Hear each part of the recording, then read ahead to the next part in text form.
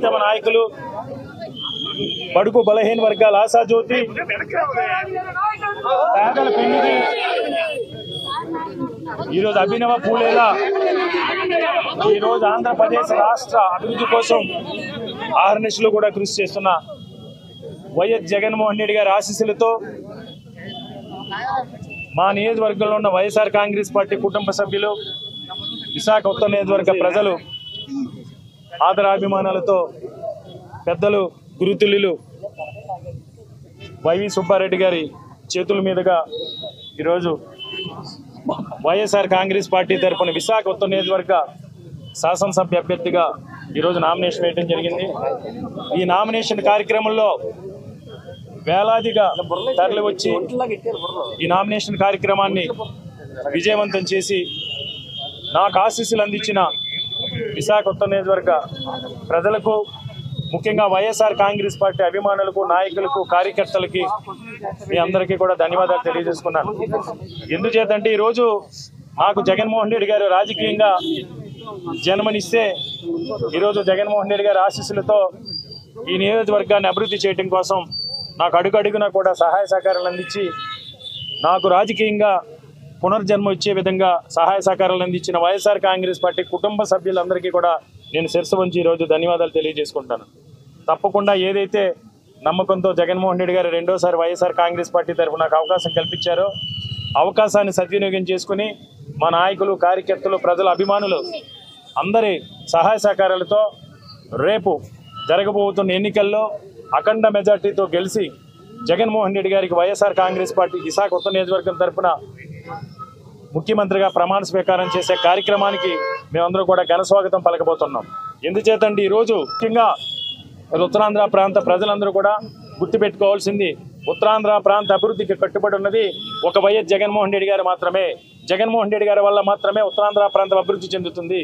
ఉత్తరాంధ్ర ప్రాంతానికి తీరన ద్రోహం చేసిన నాయకుడు చంద్రబాబు నాయుడు 1995 నుంచి 2004 వరకు కూడా హైదరాబాద్ హైదరాబాద్ హైదరాబాద్ అని ఎవరైతే చంద్రబాబు నాయుడు బినామీలు ఉన్నారో, ఎవరైతే చంద్రబాబు నాయుడు బినామీలుగా చలామణి అవుతూ ఫిలిం ఇండస్ట్రీలో పెద్దలు ఉన్నారో వాళ్ళు 1994, 90ల ప్రాంతాల్లో కొనుక్కున్న వేలాది ఎకరాల భూముల విలువ పెంపే లక్ష్యంగా 95లో ఎన్టీ రామారావు గారికి వెన్నుపోటు పొడిచి 2004 వరకు కూడా ఈ హైదరాబాద్ పేరుతో హైదరాబాద్ పేరుతో ఉత్తరాంధ్ర ప్రాంతానికి తీరని అన్యాయం, ద్రోహం చేసిన నాయకుడు చంద్రబాబు నాయుడు.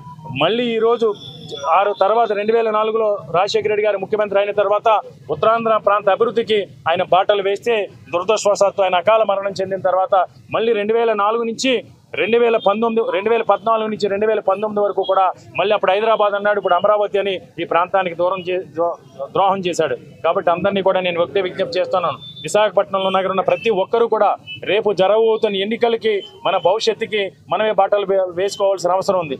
ఎందుచేతంటే ఒక వైఎస్ జగన్మోహన్ రెడ్డి గారి వల్ల మాత్రమే ఆంధ్రప్రదేశ్ రాష్ట్రం అభివృద్ధి చెందుతుంది.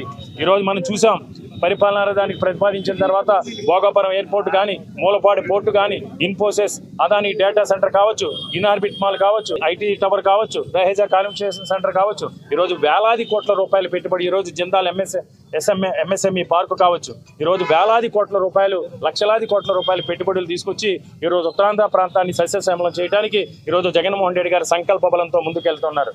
కాబట్టి అందరినీ కూడా నేను ఒకటే విజ్ఞప్తి చేస్తున్నాను, ఈరోజు మీ ఒక్కసారి ఆలోచన చేయండి.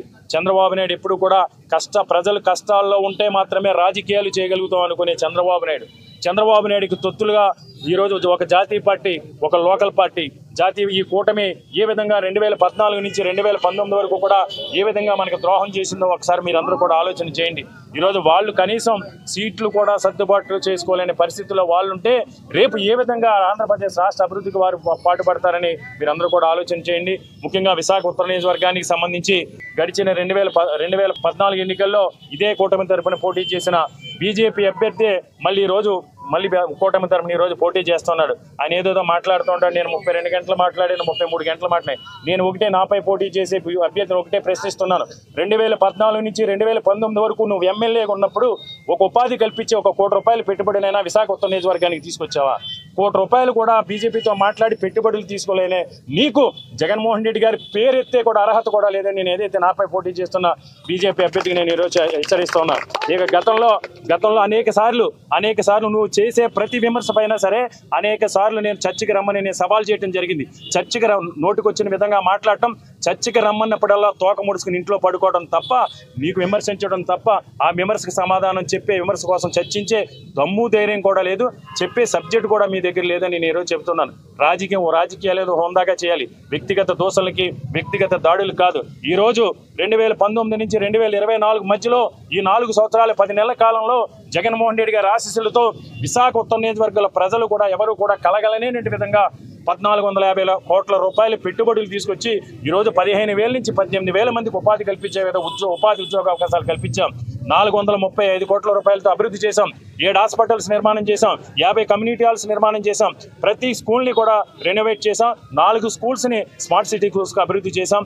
ఈరోజు మా కార్పొరేటర్స్ కావచ్చు, మా నాయకులు కావచ్చు, ఎప్పటికప్పుడు ప్రజలకు అందుబాటులో ఉండి ప్రజా సంక్షేమమే ధ్యేయంగా ఈరోజు కులాలకు అతీతంగా, మతాలకు అతీతంగా, ఈరోజు పార్టీలకు అతీతంగా కూడా మేము సేవ చేసాం మా నాయకుడిని ఆదర్శంగా తీసుకుని. కాబట్టి తప్పకుండా పాజిటివ్ ఓటుతో మేము మంచి చేస్తే, మా వల్ల మంచి జరిగింది అనిపిస్తే, మేము నిజాయితీగా నిష్పక్షపాతంగా ప్రజలకి సంక్షేమం కానీ అభివృద్ధి కానీ అందించామనిపిస్తే మాకు ఓటు వేయమని ఈరోజు మేము ఎన్నికలకు వెళ్తున్నాం. కానీ మీరు చేసింది ఏమీ చెప్పలేక, చేయబోయేది కూడా చెప్పలేని పరిస్థితుల్లో, చేసింది చెప్పలేరు, చేయబోయేది కూడా చెప్పలేని పరిస్థితుల్లో, దౌర్భాగ్య పరిస్థితుల్లో ఈ కూటమి నాయకులు ఉన్నారు. కాబట్టి ప్రజలందరూ కూడా ఆలోచన చేయండి.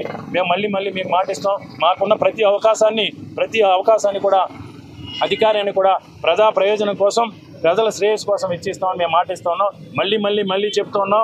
ఎవరైతే విశాఖపట్నంలో ఉండి విశాఖపట్నానికి పొట్ట కూటి కోసం వచ్చి కాంట్రాక్టర్ల ద్వారా, వ్యాపారుల ద్వారా వందలాది కోట్ల రూపాయలు సంపాదించుకుని ఉత్తరాంధ్ర తల్లి పాలు తాగి రొమ్ము గుద్దిన సందంగా ఉత్తరాంధ్ర ప్రాంత అభివృద్ధి కోసం, ఉత్తరాంధ్ర ప్రాంత అభివృద్ధిని ఆటంకం కలిగిస్తున్న చంద్రబాబు నాయుడు తొత్తులుగా మారి ఉత్తరాంధ్ర ప్రాంత మహిళలపైన, ఉత్తరాంధ్ర ప్రాంతంలోని నిరుద్యోగ యువకులపైన దాడులు చేసి రౌడీలుగా, ఎందుకంటే ఈరోజు ఉత్తరాంధ్ర ప్రాంతం కోసం ప్రొటెస్ట్ చేస్తే, పరిపాలనా రాజధాని కోసం ప్రొటెస్ట్ చేస్తే వాళ్ళని రౌడీలుగా, గుండాలుగా చిత్రీకరిస్తారా? అంటే ఉత్తరాంధ్ర ప్రాంతంలో నిరుద్యోగ యువకులందరూ కూడా వారి ఉపాధి కోసం అడిగితే వారు రౌడీలుగా, గుండాలుగా మీరు కనపడుతున్నారా? ఉత్తరాంధ్ర ప్రాంతంలో ఉన్న అక్క చెల్లెములు ప్రొటెస్ట్ చేసి మా పరిపాలనా రాజధానికి, మా ప్రాంత అభివృద్ధికి మీరు న్యాయం చేయమని అడిగితే వారు తాగుబోతులుగా కనిపిస్తున్నారా? ఇది నాపై పోటీ చేసే అభ్యర్థి యొక్క విజ్ఞత, విచక్షణ కోల్పోయే రోజు అతను మాట్లాడుతున్నాడు. కాబట్టి మేము ఎప్పుడైనా సరే హోందాతో, న్యాయబద్ధంగా, ధర్మబద్ధంగా ఎలాంటి యుద్ధానికైనా మేము సిద్ధంగా ఉన్నాం.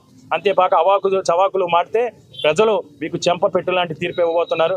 ఏదేమైనా ఈరోజు మళ్ళీ మేము చెప్తున్నాం, మేము నిజాయితీతో రాజకీయాలు చేస్తాం, నిస్వార్థంగా రాజకీయాలు చేస్తాం. పార్టీలకు అతీతంగా, కులాలకు అతీతంగా ప్రజలు ఇచ్చిన అవకాశాన్ని సద్వినియోగం చేసి ప్రతి క్షణం కూడా ప్రజాహితం కోసం పాటుపడతామని మళ్ళీ చెప్తున్నాను. ఉత్తరాంధ్ర ప్రాంత అభివృద్ధి జగన్మోహన్ రెడ్డి గారి వల్ల మాత్రమే సాధ్యం.